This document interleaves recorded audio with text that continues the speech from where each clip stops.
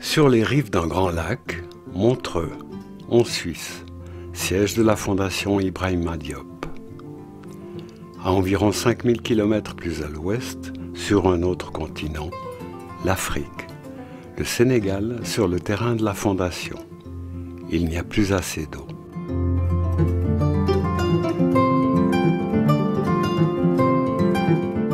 À l'aube du 31 décembre 2022, un convoi de camions pénètre sur le terrain.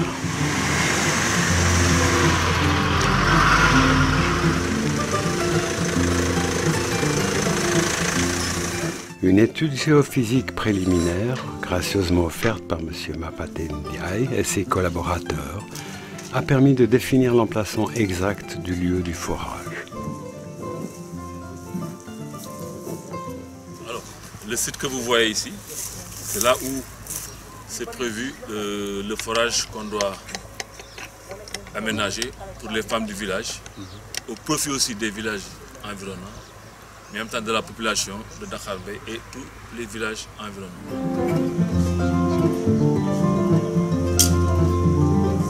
En parallèle, toutes les autorisations officielles et nécessaires ont été obtenues, notamment celle du ministère du Service des Eaux. Quelques notables sont présents pour l'occasion, mais avant le début du forage, la coutume veut que l'on commence par une prière d'introduction.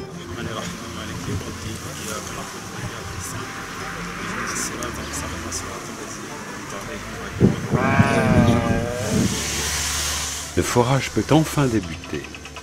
Les 20 premiers mètres furent assez faciles, mais très vite les différentes strates de roches se font sentir et ralentissent le travail.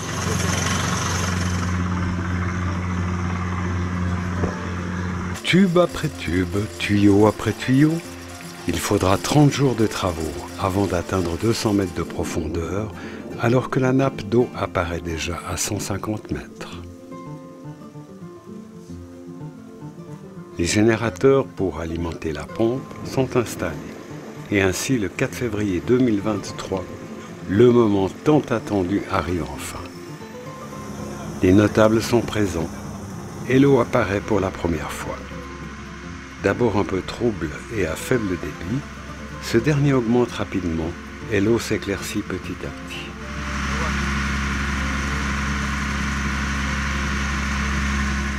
Grâce au système D sénégalais, on calcule le débit au moyen d'un récipient et du temps qu'il met pour se remplir. Chacun veut goûter à la qualité de ce nectar.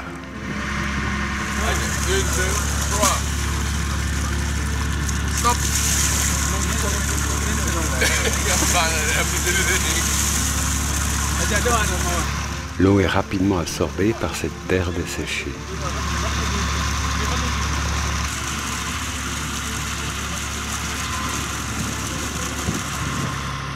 Le coordinateur de l'exploitation ainsi que le chef du village font leur tournée d'inspection et rejoignent 2 touristes suisses de passage.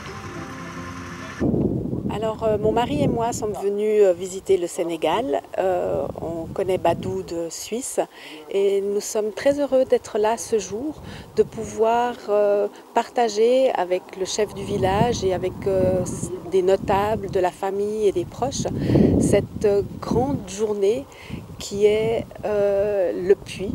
Et l'eau, c'est la vie ici. On remercie tout le travail de toutes les personnes présentes, tous ceux qui ont participé à cette réalisation et à pouvoir donner un avenir, un futur. Donc c'est avec beaucoup d'émotion que mon mari Axel et moi sommes là aujourd'hui et sommes très très heureux de pouvoir partager ce moment qui est très spécial pour vous tous.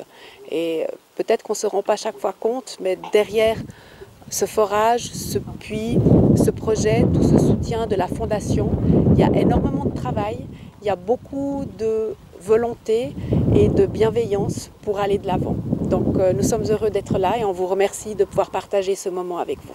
Merci.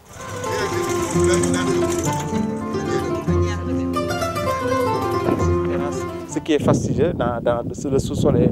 Vraiment, il y a beaucoup de choses qu'on apprend dans le sous-sol.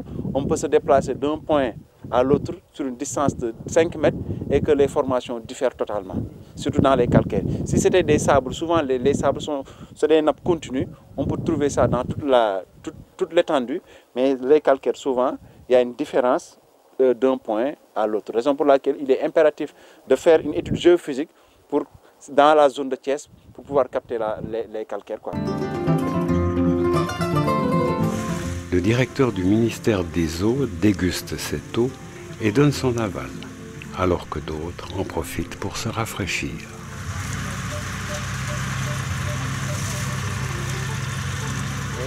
Heureusement, les calcaires sont calcifiés. Il y a des fissures, l'eau est piégée dans les fissures, donc qui constituent une nappe. On a capté cette nappe-là des calcaires et heureusement, on a pu pomper avec un débit vraiment conséquent. Alhamdoulilah, et que le forage est là, machallah. Je pense que c'était ça qu'on a l'entreprise. En fait, je remercie aussi l'entreprise parce que toutes les recommandations qu'on a eu à faire, ils ont respecté ça. Parce que c'est pas aussi simple que ça. Des fois, avec les entreprises, c'est pas toujours facile.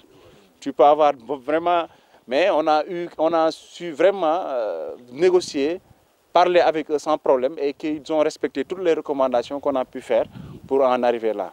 C'était ça l'objectif de réaliser un forage. Le débit demandé était de 30 mètres cubes vu le niveau dans la zone là.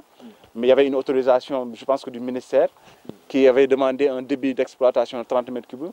On a eu un débit de 40 mètres cubes, même si on peut exploiter à 30 mètres cubes, mais on a eu quelque chose de plus qu'on attendait. Et vraiment, ce qui est, je pense, génial dans le but d'une réalisation d'un forage. Parce que souvent, si on peut demander un débit d'exploitation, mais on peut ne pas atteindre ce débit, mais qui ne dépend pas du forage, mais qui dépend aussi de la formation. Mais si les formations peuvent donner un débit conséquent, donc c'est vraiment intéressant dans ce forage-là. On a pu constater que le débit était conséquent, alhamdoulilah. Merci de votre présence. Nous avons partagé cette cérémonie de réception provisoire de l'ouvrage. Donc ce qui reste comme prochaine étape, c'est l'équipement du forage. On est en train de voir avec les techniciens si c'est un kit solaire ou électrique qu'il faut voir. Donc ça, c'est vraiment la prochaine étape qui précède l'utilisation ou l'exploitation de l'eau qu'on vient de réceptionner. Donc on remercie donc tout un chacun et souhaite à nos parents de bien retourner à domicile. On laisse la parole au chef de village pour les prières de clôture avant de nous séparer. Merci.